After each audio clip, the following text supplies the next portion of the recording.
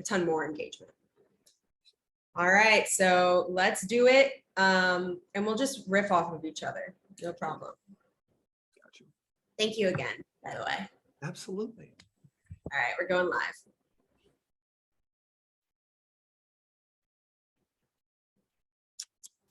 All right, looks like we are streaming. What's going on? What's up, Super Pros? I've got a very special guest with us today. I think you're going to be pretty jazzed. If you haven't met Dave yet, you're in for a treat. Dave is the owner and founder of Dope Marketing. He's got a lot of other things going on. We actually have just connected now, a few minutes before this, face-to-face for the first time. I see all of his stuff on Facebook, his help in the community. So you may recognize him. He's just such a vibrant human being, and yeah, happy to have him on. So as you may have assessed from our little title there, we're talking about direct mail. And so kind of what inspired me was this, you know, I just moved. A lot of you all know I'm very transparent about my life on these Facebook Lives. We just moved into a new home in Richmond, Virginia. And it's been amazing so far. And our realtor connected us to a lot of local pros that she really trusts. But in the same breath, we're also receiving a ton of direct mail. I mean, I have one here. I just saved it just as an example. I wonder if this is any of our, I haven't even looked, maybe it might be one of our super pros. But we've gotten so many of these, and not so many to where it's overwhelming. I'd say maybe like, I think maybe since we moved in July 1st, maybe like five or six, yeah. But they've stood out to me. And so I'm like thinking, how do pros get access to this database of new homeowners? You know, what's the process there? What's the strategy behind direct mail? We offer it as a feature on Housecall. So how can you really utilize it and crush it out there with direct mail? So Dave, please share a little bit about who you are, what you do, and then we'll get into it. Yeah, awesome. Well, first off, thank you for having me. Congratulations on the new house. I didn't even realize that we were going to talk about that a little bit. So I have some gems about new home buyers, how many moves, some stats around that stuff that we'll get into. My background, before we talk about any of that, my name's Dave Carroll. I am the founder of Dope Marketing. We do automated direct mail, and about 80% of our customers are in the home service space, one way, shape, or form. My background is in home service. I own a company here in the Twin Cities, Lion's Share Maintenance. We started as a window cleaning company and then got into power washing, holiday lighting, a bunch of other stuff. I have humbly been phased out of that business for going on 7 years. We hit the 7-figure mark 5 years into business. And I just knew, like, I'm an entrepreneur. I love business. I love scaling. I love growing. I'm good at a couple things. I'm really bad at a lot of stuff. And some of that stuff I'm really bad at is like managing and systems and counting beans and doing these things that are required in scaling a larger business. And so I phased myself out of Lion's Share. We have managers, we have crews. I do not know the names of our employees. I don't know the jobs that go. We hire a marketing company to actually run the marketing for that business, but it's in my blood. I understand it. My hands, I think, still some days smell like the window cleaning juice or whatever. So I get it. I feel it. I love it. I smell it. I taste it. Why I created Dope Marketing is because direct mail is really hard. From getting a list, whether it's your own list or you're going to a mail house and buying a list or finding one or whatever, getting that list clean. Maybe you want to find a list of new home buyers like Lily. Where the hell do you get that? You got to go find the list and go through that. A week, 2 weeks there. Now you want to go into design, whether you're going to hire a professional designer for a ton of money, or you're going to get on Fiverr, or your girlfriend's niece's cousin is a designer and you're going to go through that process. Add another 2 weeks for design. Now you got your list, you got your design. Now you got to go to a mail house to get them to do it. And they're going to ask you, how are you going to track it? So you got to set up your call tracking and your QR codes and jump through those hoops and your stuff. Now you have all this done and you get to go to the post office and deal with those guys over there. And by the time you know it, this direct mail campaign that you read on Facebook or someone told you that was going to be this thing that you could use to generate business has now taken 2 to 8 weeks of your life away. You still don't quite know what you're doing. You're trying to figure out a strategy. How many times do you send this thing? Is it actually working? It's really expensive. So I went through that painfully for years and years. I got one of those Facebook reminder posts from like 9 years ago from when we were bundled. We used to send out 100,000 pieces of every door direct mail a month for my cleaning company. And we would sit around and put up banquet tables in our shops and be bundling them and facing them and packing them. And I got the reminder on Facebook from 9 years ago, and I shared it like, guys, I told you I've been doing this shit for a little bit, just a little while. So I saw the pain. And I don't want to be dramatic like Blockbuster, Netflix, Uber, taxi cabs, but we just took a different approach with direct mail. And so that's what I want to share with you guys here is some of the strategies that are working for home service. Some, we say adult marketing, like if it's timeless, we spend time on it. We don't want to deal with the vegan lotion, Amazon popsicle, chapstick, weird things. I like things that were around since covered wagons, that telephones and the internet and getting in front of people a little bit easier have just made more simple. Home service, new births, people that move, buying a car, these things that will continue to happen. If it's timeless, we spend time on it. So I want to share some things that are working for pros. I also want to share some things that are just working across the board with direct mail, because success leaves clues. And if you find something good, you should probably steal like an artist, look at something and kind of make it your own thing. So we'll talk about a couple different things that are like working currently with direct mail, home service, but also some other stuff. Let's do it. So you said something before we went live here that really stood out to me. And it's that, a lot of people take the spray and pray approach. And I know I've seen it so many times in our communities. That's what y'all are doing. And fair enough. Like what else? Like what you know. Right. What you don't know what you don't know. And it's so funny when you were just saying that pain. It actually, I cringe because it's true. It is so painful. I've done direct mail in my previous job and it was so painful. We were sitting around doing the same thing. We were the ones packaging it up, putting the postage on it, like sending it out. It's insane. Fortunately, Housecall has some sort of some automation with email or postcard marketing, but I would love to hear your strategy of going more direct and more focused to see better results. So we look at like consumers, humans, buyers' psychology when it comes to marketing, and the idea is like, as humans, we all got to put ourselves in the shoes of homeowners because that's who we're servicing for the most. I get people do commercial work and stuff like that. I might do some turnovers for renters, but let's think about like servicing homeowners. So humans are relative creatures and we cluster. So I want to take you down like a little journey. Think like you're 18 years old and you just get out of high school. Maybe you're going to college or you're moving with a buddy or a girlfriend, whatever, that's going to college, and you live in this neighborhood. And it's people that are like 18 to 24. They're renting, some work days or nights, some go to school, like pretty relative things going on in that neighborhood. Take the next step in life. Fast forward 4 years. You get out of school, you get a job, you're getting into your career. 1,500, 2,000 square foot starter home, rambler, basement type of thing. People out mowing their lawn, washing their own car. Maybe there's one of the wives has a bump in their stomach, first kid on the way type of thing. Making the same amount of money, same type of lifestyle, same type of thing, right? Fast forward in another 4 to 6 years. We're getting to a house now, 3, 4, 500K, couple kids. People are paying to get things done at their home. Their siding is getting cleaned. They have a maid service coming maybe once a week, once every other week. Someone's just getting a new roof or some solar put on. The HVAC is getting maintained in this neighborhood. There's a Suburban in the driveway. Maybe the dad drives a nicer Toyota, or maybe he's got a Benz, something like that. Go even further. Dave and Lily sold a business and they live next door to each other. They both exited for $100 million. They're that top tier client of, they actually live in a gated community where there's a wall around their neighborhood and you can't even get in unless you can afford it. Your house is the same square footage. It was built around the same year with the same materials, same lifestyle. And we go through that journey and we look at like, where are the similarities there? Well, what's common is that in any one of those life cycles, let's call it, if you took 8 out of 10 owners in that neighborhood and you put them in a room and you ask them to make a purchasing decision, 8 out of 10 of them are going to make the same decision. They live the same life. They make the same money. They have the same needs. They live next to each other. They're neighbors. They have things in common. You're going to have a couple flukes or whatever, but for the most part, data has logic and facts. The facts are what's on the spreadsheet. The logic is how they got there. So if you take a neighborhood and you put all the people and their name and their address on a spreadsheet, the facts are there and the logic will tell you they probably have a lot of stuff in common.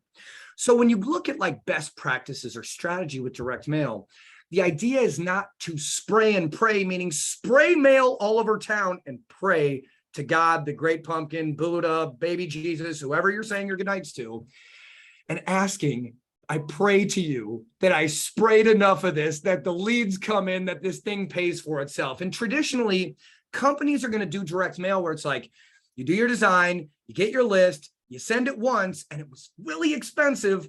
And if it doesn't come back that first time, you're probably not going to go back to that well. You're like, I just spent $8,000 and I made back 5,000. Why would I do that again? Because the strategy is not there. And so instead of taking this spray and pray approach, you want to look at the neighbors. You want to look at the people, the same people you're running Facebook ads to, that saw your yard sign, that got your door hanger, that saw you doing the work. Those are the people that you want to focus on. Harvard Business School did a study and they said it takes 7 to 11 touches for a consumer to remember a brand. And these touches have value. So if I said, Lily, you were on Facebook, Instagram sometime today, maybe? Oh, yeah. What are the last 2 ads you saw on Facebook or Instagram? All like couched. Well, I don't know. I don't know. Yeah, I don't know. The last 2. If you could actually name the company, right? It'd be hard. Yeah, it'd be hard. It'd be Custom like ads, blended in with some posts, whatever. So I know you just moved, so this would be a tough question, but I'll ask it anyways.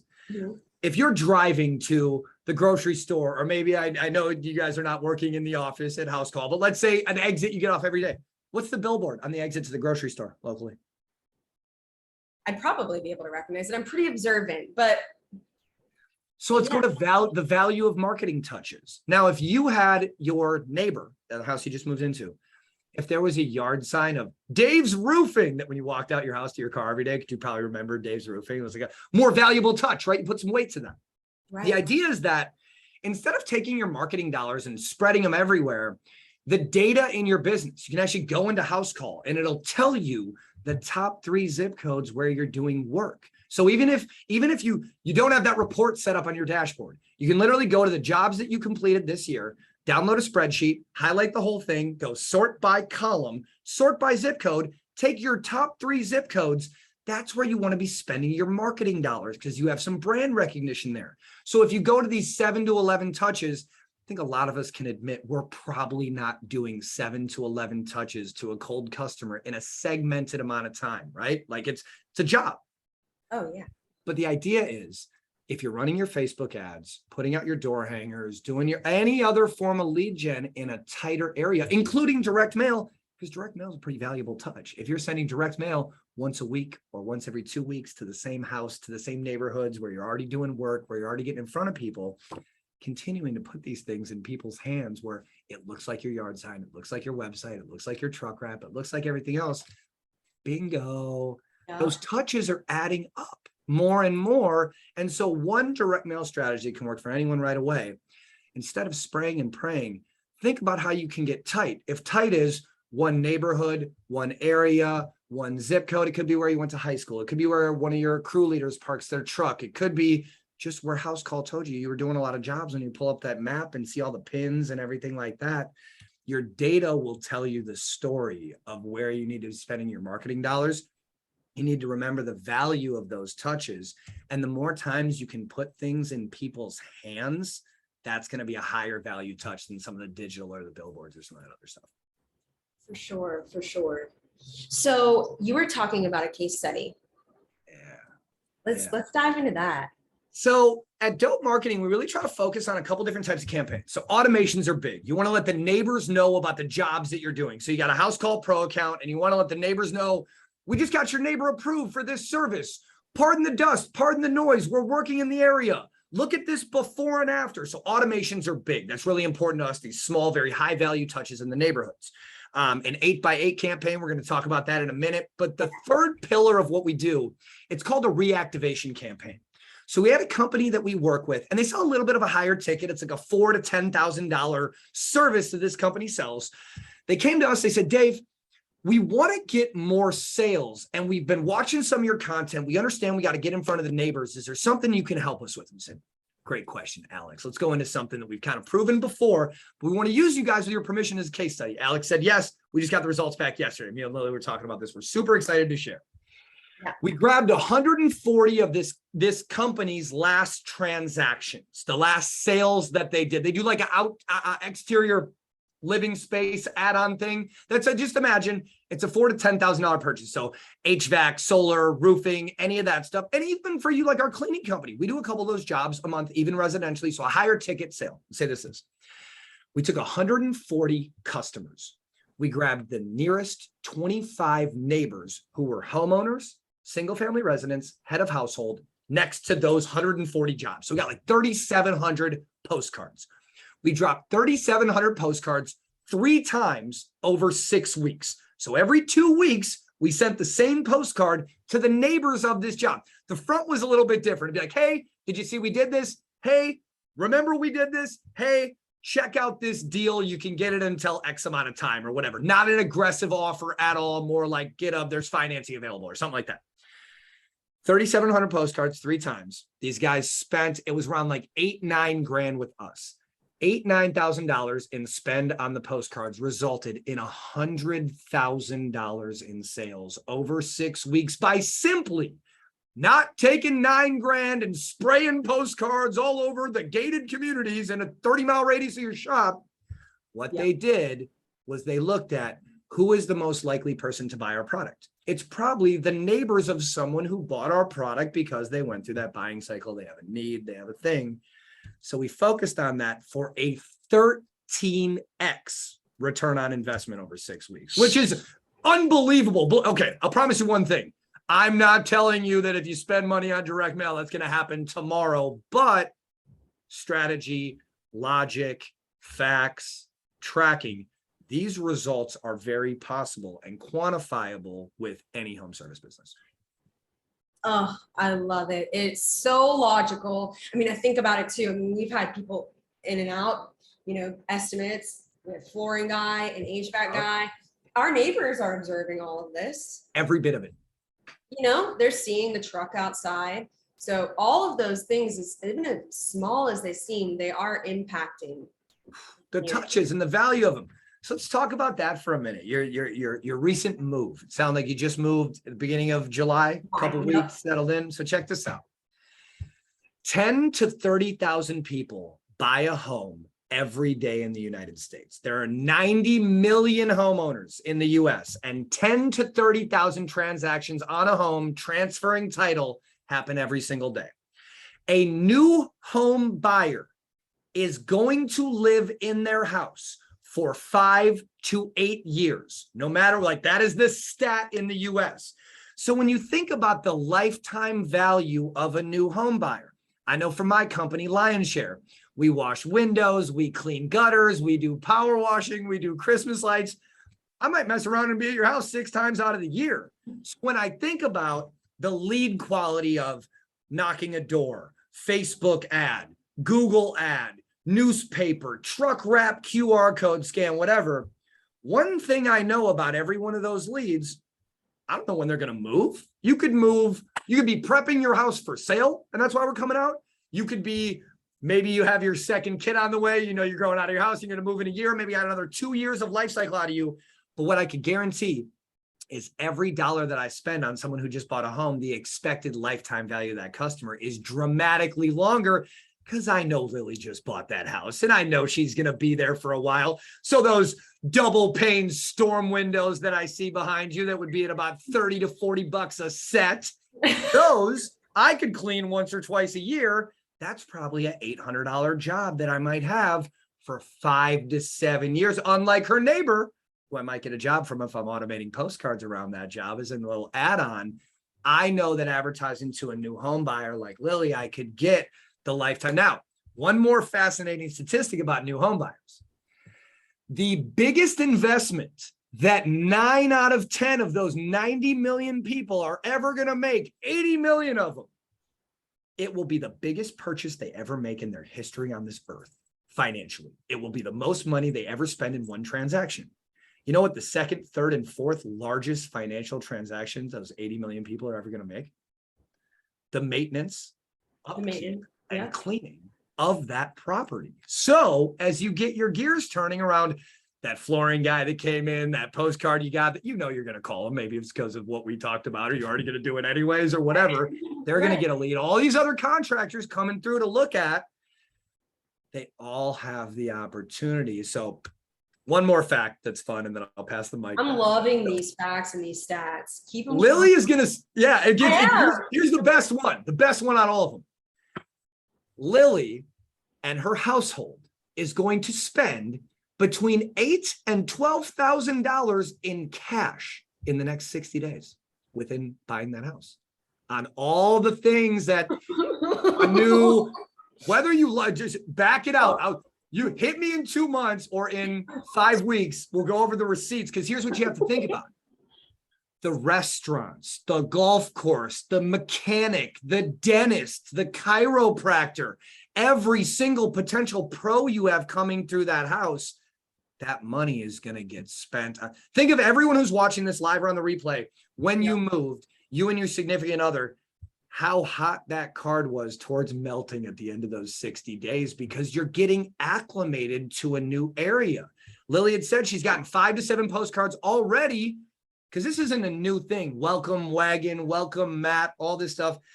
Now, I do know like a balding, yelling, swearing guy on the internet who might have a daily feed on these new home buyers. We're not supposed to pitch on these calls, so maybe you know how to get a hold of this guy. But these new home buyers, there's feeds of them out there, and this isn't proprietary. This has been around for a while now. Historically, if you go to the welcome wagon, new mover mat, postcard manias of the world, they're going to aggregate this data monthly because it's based off a real estate transaction of a title transfer. So these smarter direct mail companies, who sadly are still ran by like 70-year-old out of shape people that suck at golf, whose kids don't want to work for them. I'm just their favorite nephew. I kind of get excited about this stuff.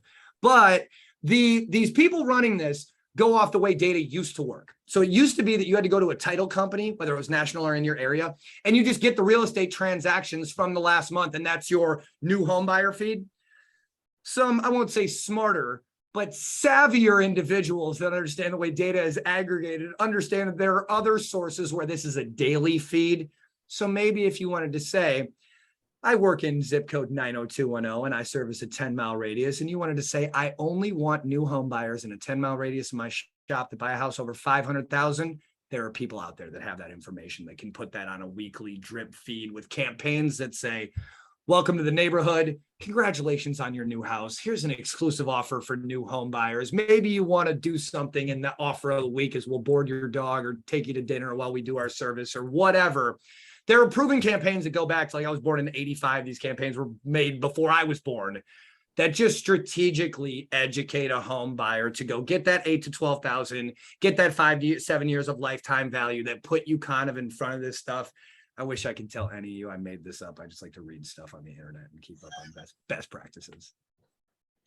You know, it's interesting too, because fortunately, you know, I grew up in the trades. I work in the trades now, but I have friends that are unfamiliar and they're buying their first homes too, and they don't even know what they need, you know? They're reading stuff on the internet. So I think that's another point, is like, you can also use this as an opportunity to educate your people. Absolutely. Your leads. Here, you just bought a home. Here's 3 things that, if you just bought your home, here's 3 things you need to know. Here's 3 ways to hire a contractor if you just bought your home. Yes. Yep. So I am looking, we don't have any questions, but it's so good to see y'all. Thank you for joining us live. I'm definitely going to bring Dave back on. He's coming on another Quick Tip Tuesday and a Whiteboard Wednesday. We're going to get him lined up. I don't know, David, are there any like thoughts that you're just dying to share before we depart? You know, I'm a bit of a fire hose, so I'm sure this might have been a little bit of information I talk fast. I always end my sales calls like, I talk fast, I talk a lot. Does anyone have any questions about anything we went over? The biggest thing that I could say for anyone, whether you're looking at direct mail, you're looking to go hire an agency to run your ads, you're looking for anything, your data will tell you a story. So we try to find the dope in a business, the data on previous engagement. So when you look at the things that you're doing in your business successfully, our friend Tony Robbins will say, success leaves clues. You want to look at the stuff that you're already doing well. An entrepreneur has 5 fingers on their hands for a reason. 4 things that are working, 1 thing that's replaceable that could easily become one of these. And so you want to look at what's working in your business instead of trying to go find that new thing, this magic whistle, add a new service, buy a new piece of equipment. Figure out what you're doing good, because humans are born every day and they have 100 problems or 99 problems. And you can be like Jay-Z, except you solve 4 of them perfectly. 1 of them is not finding Beyonce. But if you can say we do window cleaning, gutter cleaning, siding cleaning, and holiday lighting, and that is what we do, there'll be more people that need that every single day, that are moving into your area, that are just looking for a new service for the first time. So if you look at the services that you're providing now, where are your good margins? What takes an amount of time that's reasonable, that you know that you can scale? You have the equipment, you have the stuff you need, you just need more of the work.